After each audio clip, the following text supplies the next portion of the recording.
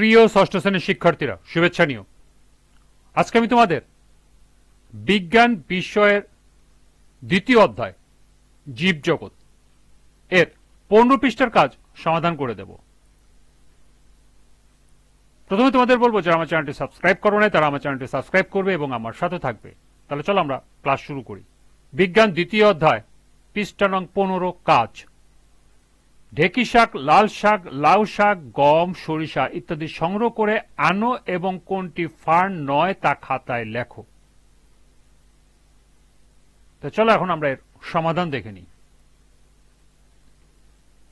ঢেঁকি শাক, লাল শাক, লাউ শাক, গম, সরিষা কোনটি ফার্ন এবং কোনটি ফার্ন নয় তা নিম্নের ছকে দেখানো হলো। ক্রম, উদ্ভিদের নাম, ফার্নবর্গীয় উদ্ভিদ কি না। 1. ঢেঁকি শাক, ফার্নবর্গীয় উদ্ভিদ।